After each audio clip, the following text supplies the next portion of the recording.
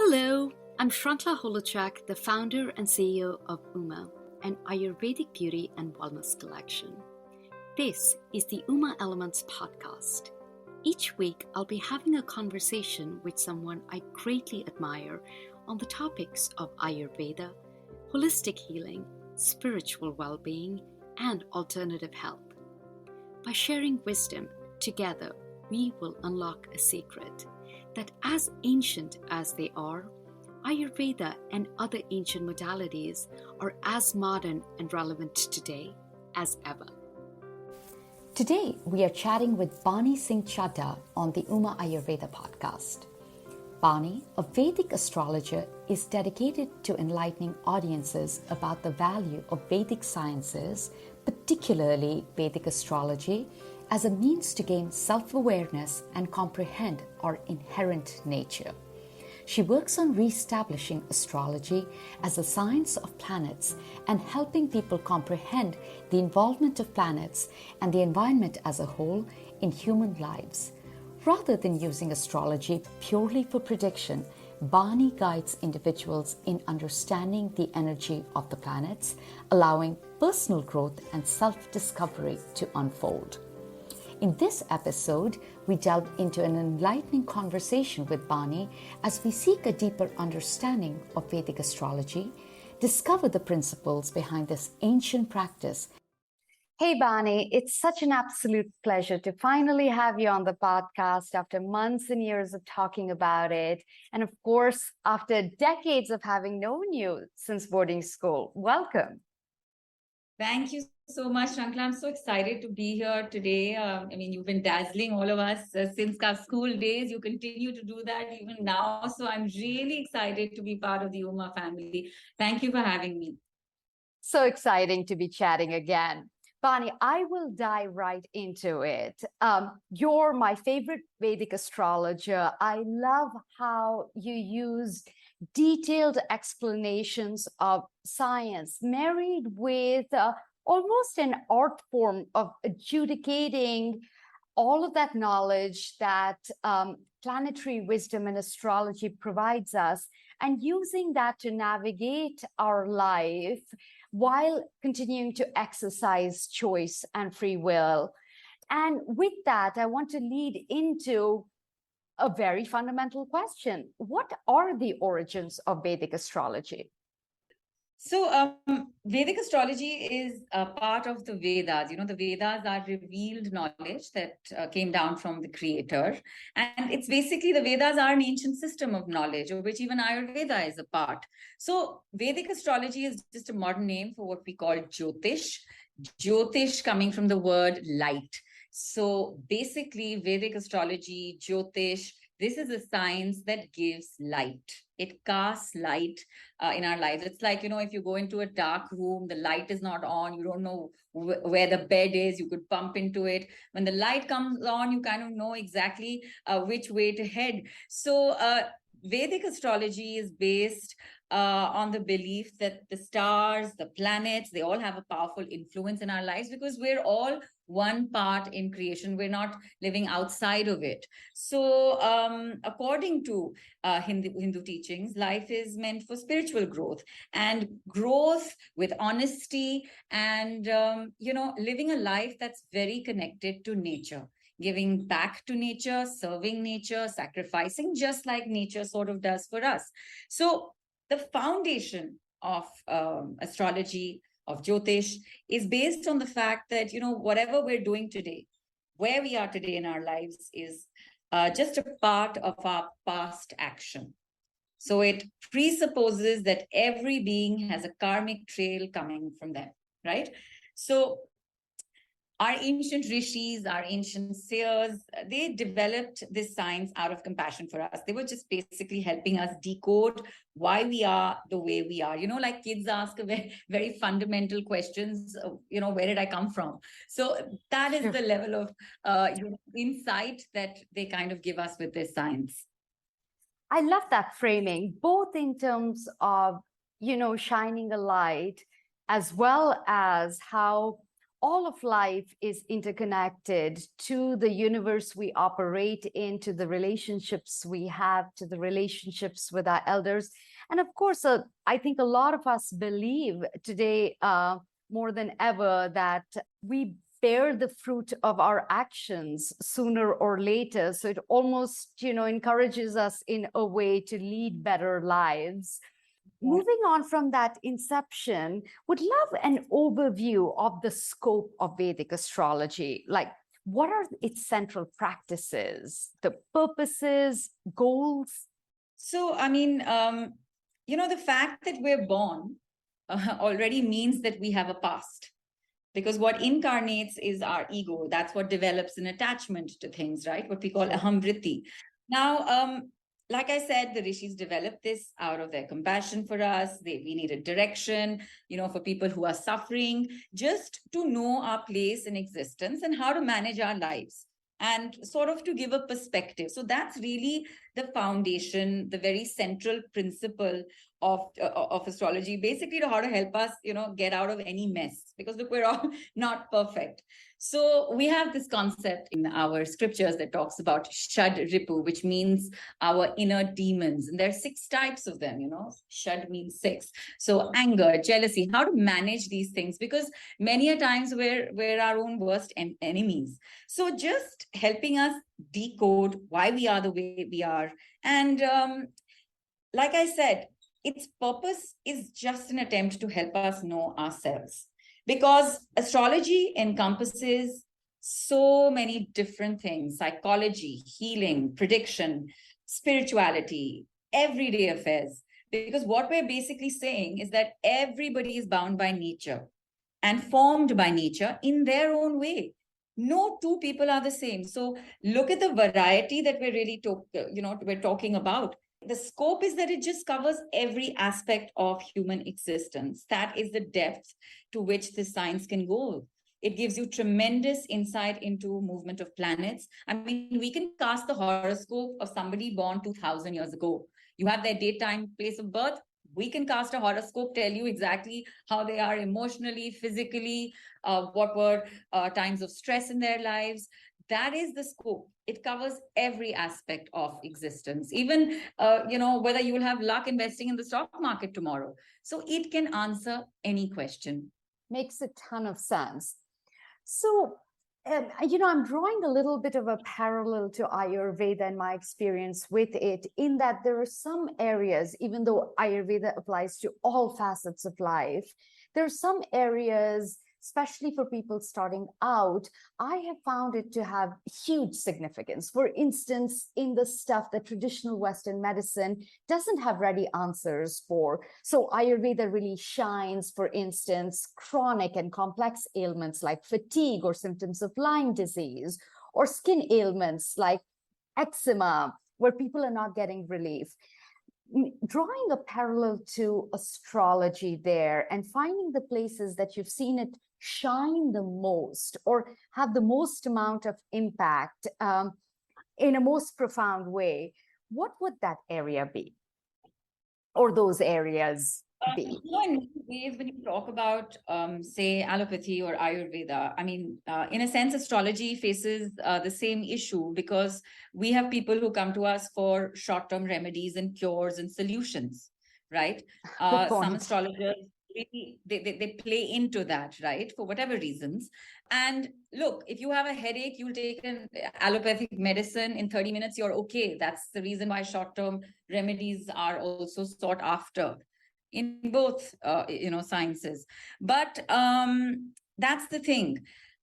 You've got to understand that long term is where you need to go. Holistic is where you need to go, because that headache is going to come back, right? So in terms of where it really shines is that, say, someone's been having a medical problem that is undiagnosable. Now, by seeing someone's birth chart, you can, and if it's a period connected to the nodes, the lunar nodes, there is no chance they'll get a diagnosis. It's as simple as that. You'll have to tell them that maybe in 3 months, you'll have a better solution to that, but you'll know what you're dealing with. But many a times, diagnostic confusion is something that we can even talk about. And medical astrology is a huge field by itself. cancer, for instance, or any really traumatic diseases don't happen overnight. The seeds of that have been sown, in your karmic sort of baggage when you were born. We can even tell you when this is likely to happen. Are you susceptible? We can guide you. So in terms of, giving a sense of what you're susceptible to in terms of diseases, in terms of, a weakness in your body, the scope of Jyotish, as I mentioned before, everything. It's so fascinating to hear you say that, because I think even, on the genetic side, I think we are decoding some of these things, but you're right. Cancer very often is determined at birth. You kind of sometimes, if you peek down into cells deep enough, you can sometimes see it in the DNA. So these things that seem mystical and magical at one blush are getting proven out as we get a better understanding of life and cells and everything. So it is a beautiful harmony and symphony of things working together. And I think it is about that leap of faith. Go ahead. Correct. You talked about like a goal of astrology, like something I missed, answering for you, and I can link that here, is that, again, the goal is just to guide. It's not fatalistic. It's telling you, or you see, because we cast the horoscope of a person at the time they were born. We see the exact position of planetary bodies, and we those planets are basically like executors of our past actions. So the goal is really to get the best out of a person's karmic potential. Okay, we all have XYZ karmic potential. Very easy to see that in a birth chart. But as an astrologer, we suss out the best. We go through that chart, we study it, we see, hey, okay, this is something that can work very well for this person as opposed to this. So we guide them and sort of point them in that direction, because what they've been pursuing for a long time is probably frustrating them, not working out for them. So our job is, again, to shine light. And when you go to an astrologer, if an astrologer is making you feel scared or terrifying you or saying, oh, this is going to happen, that is going to happen, you're going to the wrong person. Because the job of astrology is again, to shine light, to give you hope, to point you in a direction that, karmically is better for you. It can really bring out the best in your potential. Something that was on your Instagram comes to mind. So I'm going to go a little bit off script here, but Bani, you talked about a kite flying in the wind, and within a certain scope, having free will. So with astrology, I love the concept of the notion of free will still existing. And I think that is the balance that you are guiding us towards when you talk about shining a light and allowing us choice with that light in perspective. Can you touch on the concept of free will within, sort of the karmic balance and the parameters of a horoscope and Vedic astrology? So, when it comes to free will versus fate, that debate goes on and on. Yes. But, free will is a large, again, astrology is not fatalistic. It is a guide. And there are so many instances where you will find in a horoscope, there are combinations for this and this, but you can overcome that negativity. That is the amazing part, because free will is where you choose to act a certain way when something is coming at you. So how you react to a situation in your life is your free will in that very moment. And that free will, that reaction is what is going to make your fate going forward. That makes your karma for, future. So free will is as important as fate. Fate, it's like if I tell you, Shankla, let's not undo this podcast. You can't even change what you did in the last hour. So once something is done, you are going to get some sort of reaction to that. There is cause and there is effect. But what you do today can sow the seeds for a better tomorrow. It's as simple as that. Totally. So and thank you for underscoring that, because almost as you said that, it is like, you have let's say, genetic predispositions to ABC. And knowing that can help you chart the course to try and avoid a full-blown presentation of XYZ, which is already cast in some ways, but making certain choices and exercising free will can help you maybe avoid certain dire circumstances. And in my mind, astrology is essentially making you aware so you can make better choices. Yes, because it's not just about, say, getting a birth chart reading and then forgetting about it, but understanding it for yourself. Understanding this universe for yourself. I mean, you've got to center, you've got to connect with nature, you've got to understand that nature can come back at you as well. Look at COVID, look at what we dealt with. I mean, in a sense, nobody could do anything, right? So you've got to respect nature, you've got to respect the fact that it is a part of us. We're always taking from nature, right? Nature's always giving. The sun doesn't come every day and say, hey, sends us a monthly check. I come up every morning. For people who are skeptics and or don't believe in it, I mean, look at the sun. It comes up every morning. One very simple thing I teach to all my students is, again, gratitude to the sun as the source of creation. In fact, Jyotish or astrology is another name of the sun, because what does the sun do? It shines light on us every single day. Just think, what would our lives be without the sun? I mean, it's the fuel that starts our morning. There wouldn't be light, yeah. There would be nothing. So do any of us really say thank you to the sun? I mean, it's a very good practice for health, for wealth, for just a healthy body, to get up every morning, go straight to your window and do a thank you for coming up, sun. I'm really grateful. I also like that it sets your day up with a sense of mindfulness, gratitude, and connectivity. Just as you're saying that, I'm like, yes, that's a pretty profound thing to acknowledge first thing in the morning. And that should set the stage for a pretty positive day. Just, sort of taking in that acknowledgement that, yes, the sun does do us a great service every day, day after day. So I love that. And doesn't really ask for anything in return. It's just giving his light regardless of whether we appreciate it or not. Because look, we're all coming from the same 5 elements, everything in creation, right? Air, water, earth, fire. The air element, each planet is connected to these elements. The air element, Saturn, which gives us the ability to connect. Water element, the moon, Venus, ability to sort of just go with the flow, right? Move forward, leave the past behind. The earth element that grounds us. I mean, we are a piece of electrical equipment at the end of the day, and we need grounding, right? Right. That's why, for instance, walking barefoot on grass is a great practice in grounding, right? Especially when you're feeling very stuck in your life and nothing's really moving forward. You're feeling like you're being pulled down, grounding, respecting the earth element, The fire element is what gets us going every morning. Excitement, energy, all the inspiration we have, creative and physical in our lives. So, like I said, I mean, astrology is a science, covers everything. And it can give you answers to not just what's happening right now. Why is something happening? Why is this happening to me is best answered in astrology. You can know why that makes sense.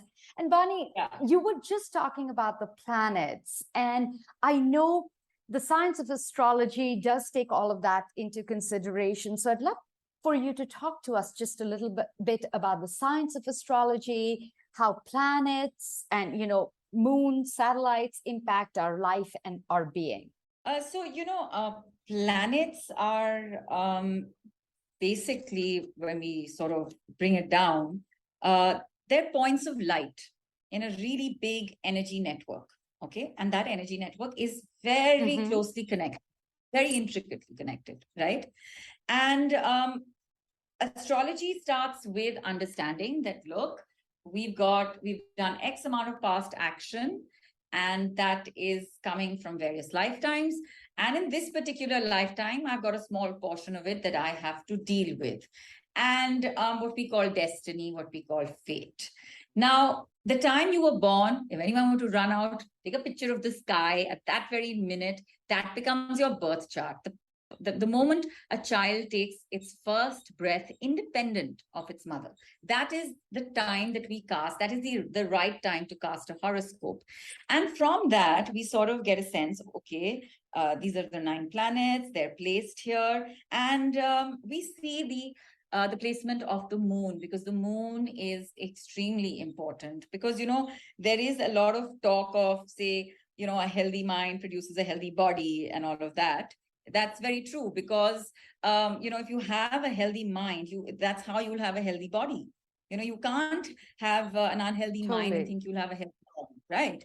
So just like Ayurveda has rules. It's you should eat at this time, and don't have water between your meals and things like that. There are recommendations that sort of deal with every planet in astrology. Right. So each planet has a certain color associated with it. It has a certain day of the week. Now, many people think that the first day of the week is actually Monday. It's Sunday. Sunday is the first day, because it starts with the sun, right? The entire, even if we talk of the electromagnetic spectrum, or, the concept of Vibgyor that we have, there are 9 things there. We have 7 colors there. And the first is the sun, right? The first day of the week is the sun, because obviously everything starts from there. So that's why Sunday is actually a great day to do some planning in your life, to actually set the ball for the following week, because the energy of the sun is obviously the most, and you should cash in on the energy of the sun. It's a great day to spend time in nature, plan, focus, as opposed to Monday, which is the day of the moon. So we take into account, the moon's position, and say, if you tell me what your moon sign is, I'll be able to, and, the lunar mansion, I'll be able to tell you exactly who you are and what are going to be some challenges in your life. It's that simple. It's that precise. It's that infallible, I love it. And Bani, you're touching on something that I want to ask you about more formally, which is, with all this wisdom, how do you teach and consult people on astrology? What's the process when someone first comes to you? Well, I started as a teacher of astrology, and that is really left to myself. I would only teach because I genuinely believe that sharing this knowledge with people, like, it changed my life. I believe it can change lives. I think it has that much value. It has that much power. Left to myself, I would just reveal this knowledge that I've acquired, whatever little I've acquired, so that people can do it themselves. Once you understand something, you have a much better chance of finding your own way through it in a very holistic fashion, because you know yourself the best. And what astrology is really telling you is, forget about everyone else. Shine that torchlight on yourself. Figure out who you are, because, the trend, generally we all like to blame everyone else for anything that's happening in our lives. But astrology is saying, hey, everything happening in your life is because of you. So first, start with yourself.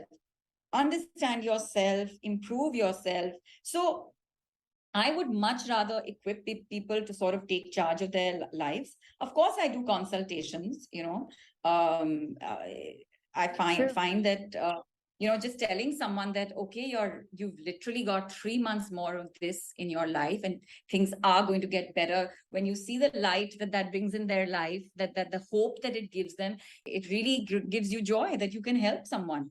So, of course, one does consult, and it's a very serious thing. You're looking at someone's karmic baggage, and we take it very, very seriously, Shankala. It's a very big deal. We follow a lot of rules and regulations for us. It's not just any reading, and it comes with a lot of responsibilities for us. There are certain days we don't do it.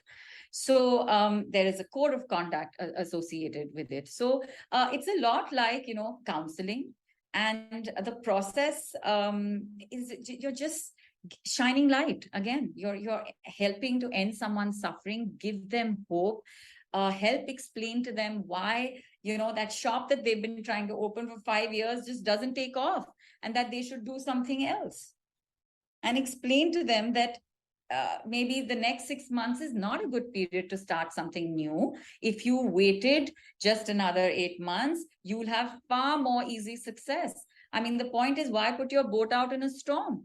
It's better to wait it out till the tide is more in your favor. So that's the kind of guidance that astrology traditionally, because look, it's a spiritual science. But today, yes, it's become a little more commercial because, to be honest, if you go to an astrologer and the astrologer turns around and says you've got to be a better person and shine the light on yourself, most people will say, hey, okay, this is not what I paid for. Yeah. But it's about getting aware of the fact that what you are doing today, the motivation behind each action of yours, is going to make your tomorrow. It's going to decide the success, the prosperity that you're going to have. Because were you able to choose your parents? Did you sort of choose that I'm going to have this person as my father or mother?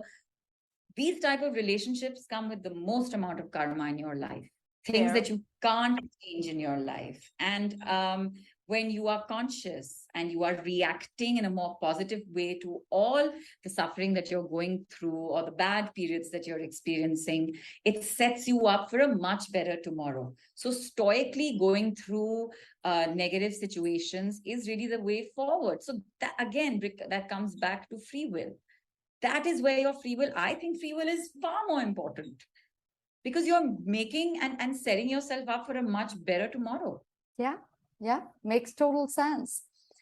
Bani, I would love for you, if it is all right, to share maybe some positive experiences from your own life or from consultations with clients in how having this light of astrology and, following the positives from that knowledge have helped shape someone's life or experiences for the better.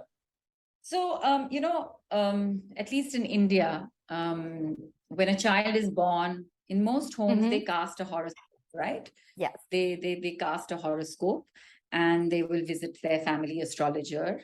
And just like, when Krishna was born, Garg Rishi was consulted about what to name Krishna as. Krishna's parents went. So in the same way, that practice has continued in most homes in India, where we consult. Everyone has a family. Most people have a family astrologer.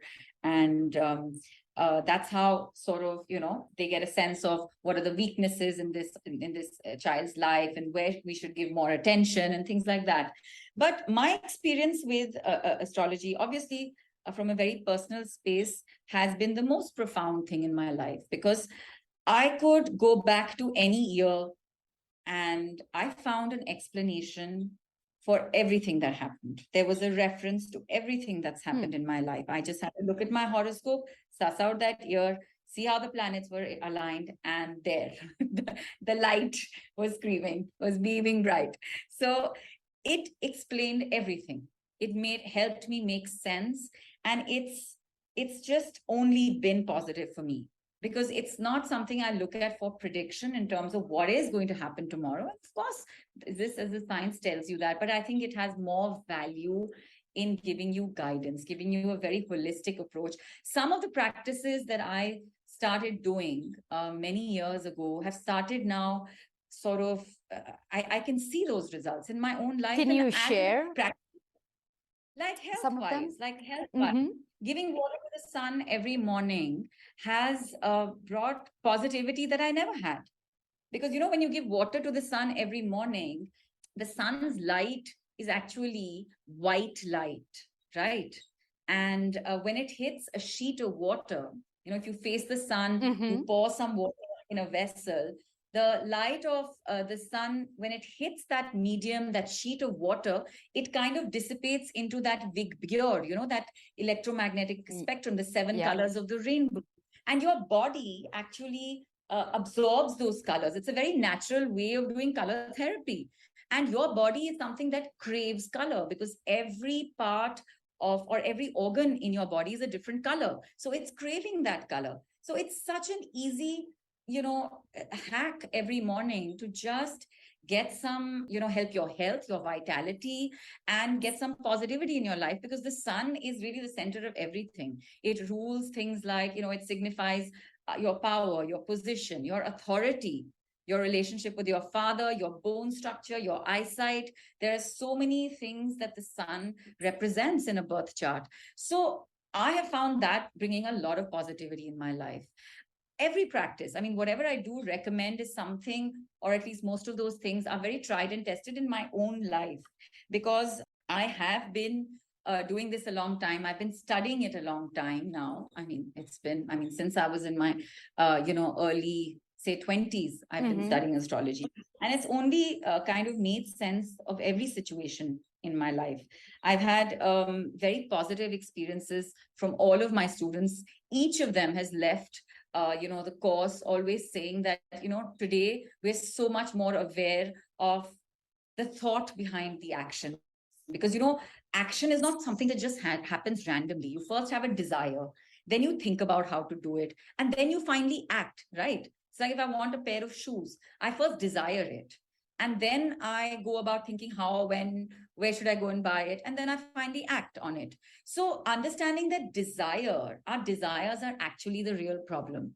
If we desire things that are more wholesome, we'll have more positive lives. So clients, coming back and saying things like, or in consultations, I haven't been able to get a job for a few months now. I've really been struggling. Simple remedies that can really help them.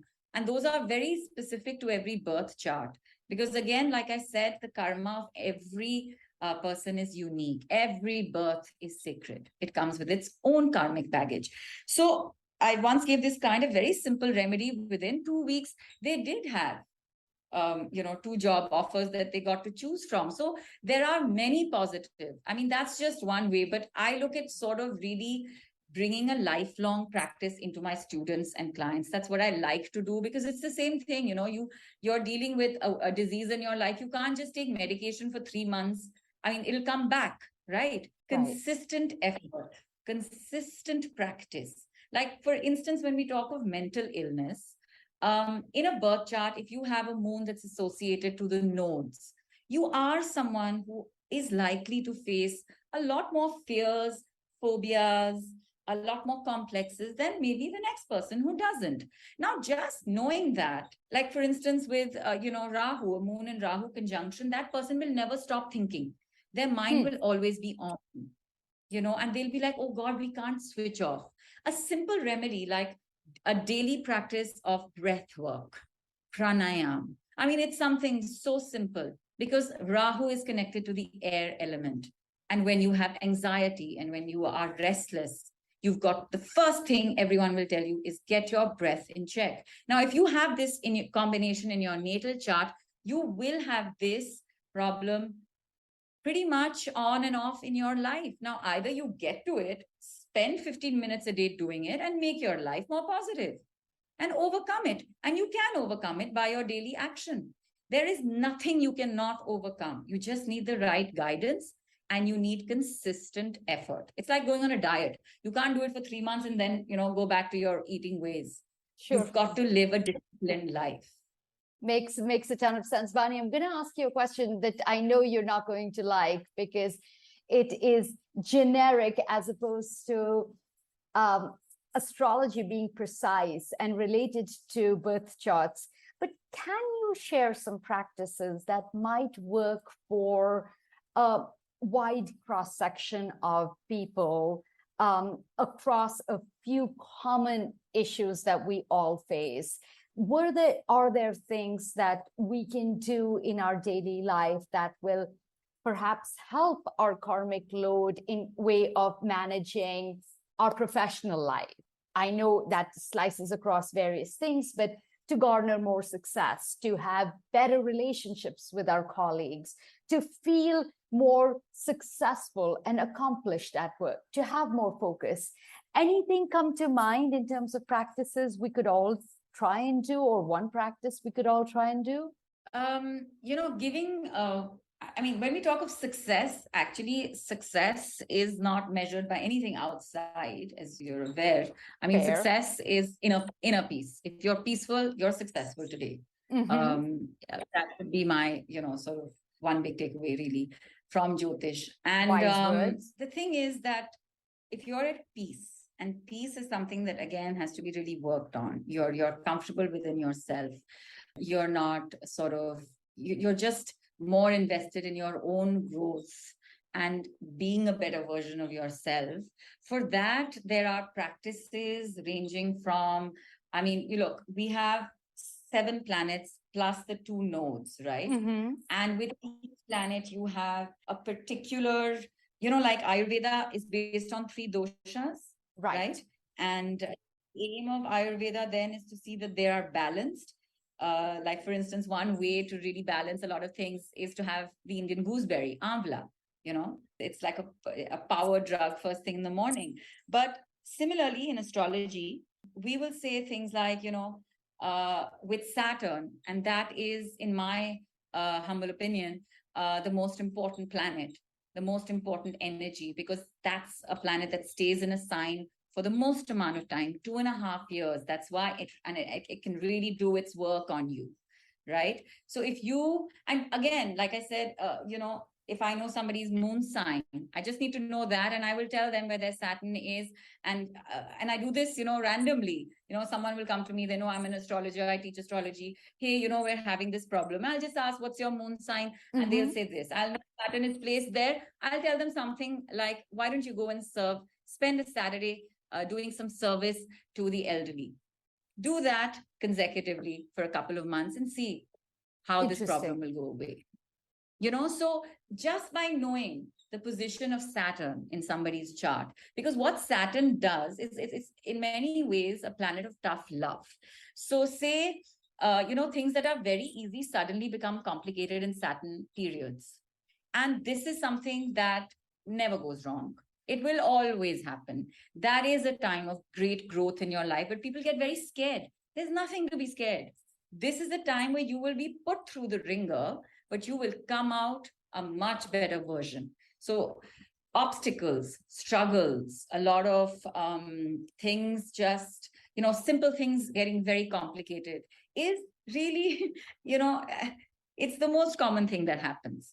So by telling someone that, hey, give back. Saturn is a planet of the common man, like the labor class, people who toil from morning to night. They get paid very little. They do such hard work. Help them out. Do some service to them. Saturn is a very lonely planet in the sense that it's the furthest in the solar system, right? In the ones that we consider. It's isolated. Now, who are the people in society who are isolated?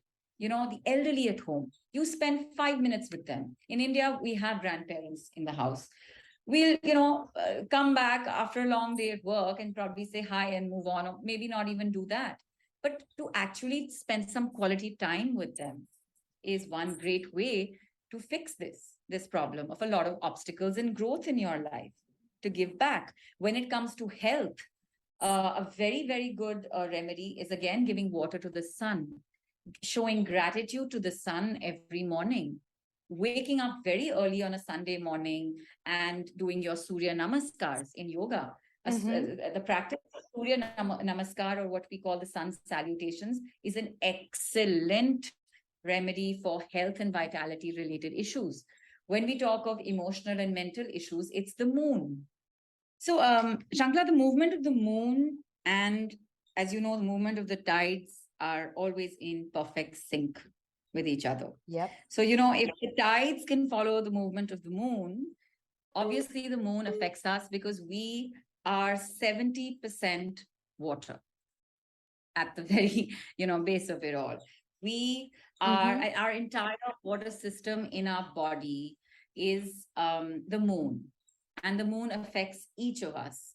And I would say our emotional health, our emotional well-being, the way we react to situations is all the moon. So the first thing with the moon is, if it's your water system in your body, then hydrate as much as possible. If you have a slightly weaker moon in your birth chart, that's the first thing you should start doing. Now, moon represents every mother figure in your life. just do something positive for them. That's the easiest remedy for the moon. The metal of the moon is silver.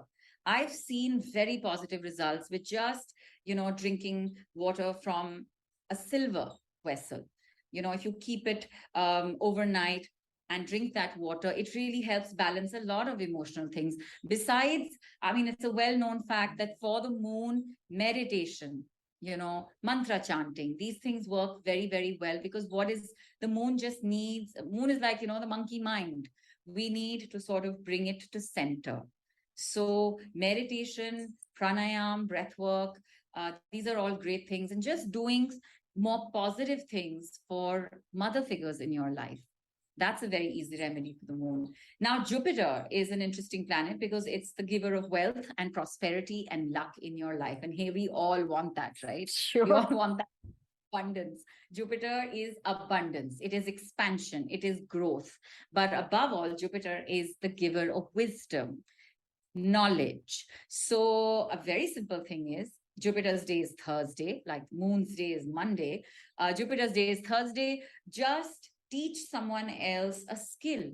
Donate your time in teaching someone a skill, teaching children, helping someone gain an education, contributing financially. There is a very good way to help your own Jupiter.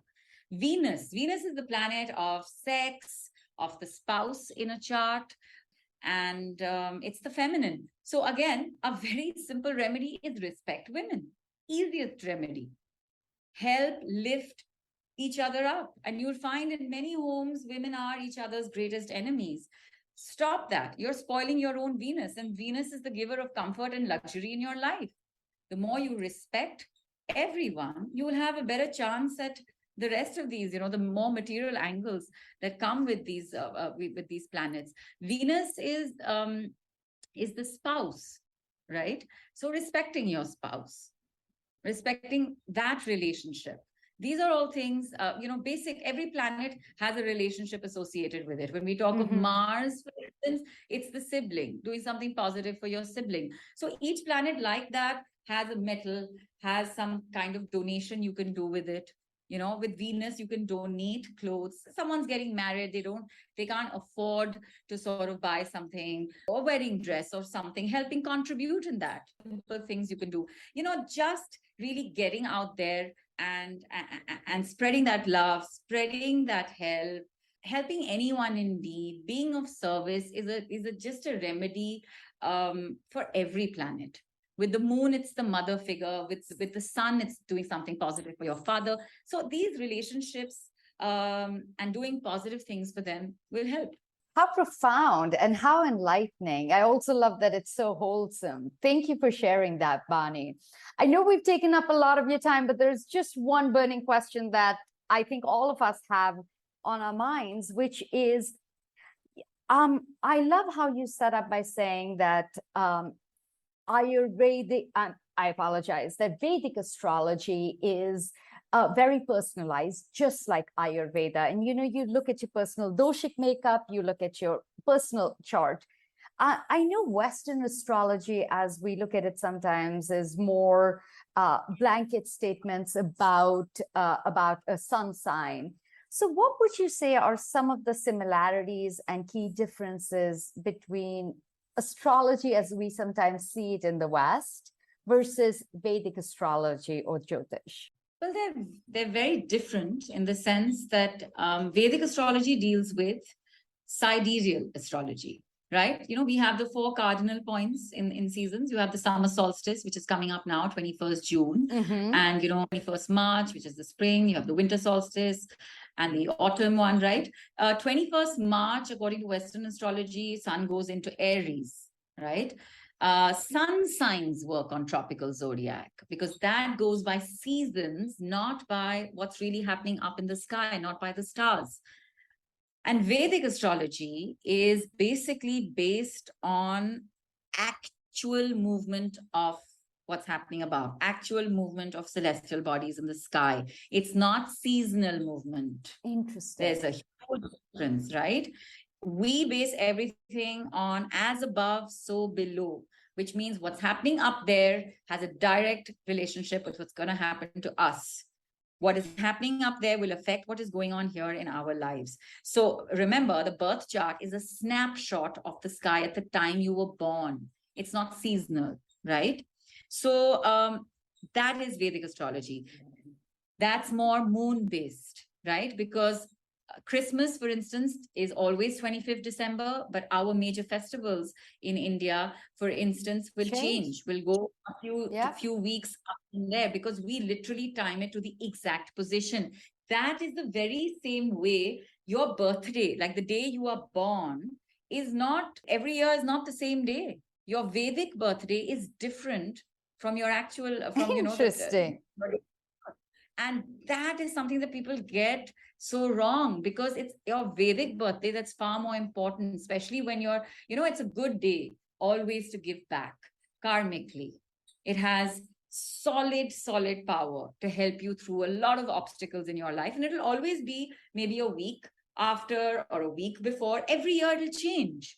And it is based on the exact position of the moon at the time of your birth, not the sun. Because the sun changes a sign every 1 month, the moon changes a sign every 2.5 days. Obviously, this is going to be far more precise. And nature it's so generous that every month we have one particular day that kind of represents our own nakshatra, or what we call our personal lunar mansion, according to the day we were born. And when we do more positive things on that day, it goes a long way in reducing our karmic baggage. And nature gives us that day. Hey, okay, this is one day a month I'm giving you to rectify a lot or to fix some things in your life. And unfortunately, most people don't know, and they can't cash in on this opportunity.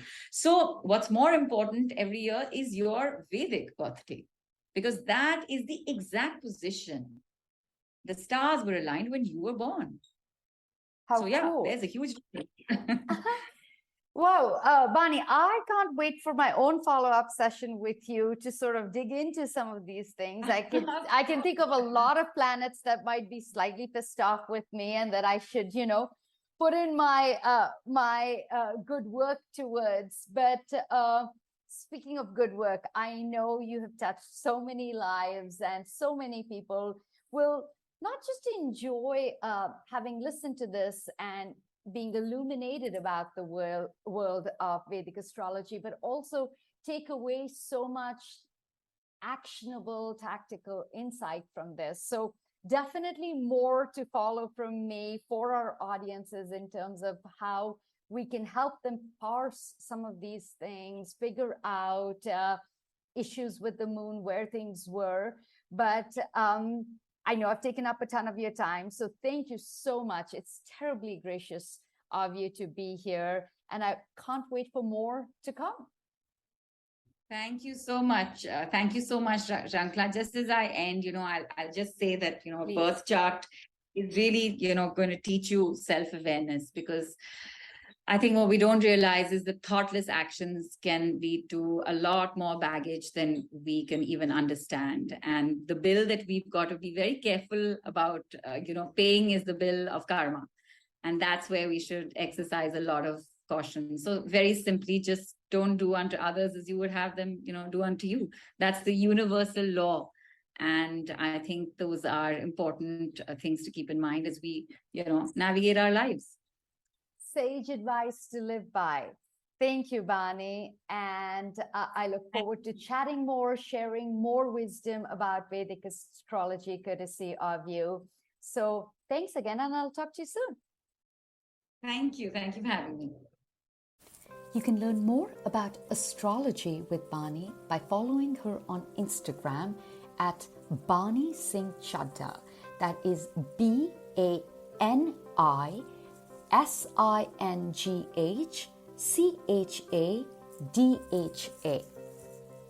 As we conclude this episode, we invite you to delve deeper into the world of Ayurveda with Uma. Please subscribe to the Uma Ayurveda podcast to continue this transformative journey with our series of conversations that we hope you'll find enlightening. Visit umaoils.com, that is UMAOILS.com, ayurvedic.com for an even more immersive experience, exploring not only our luxury Ayurveda products, but also an array of inspired wellness insight and lifestyle tips.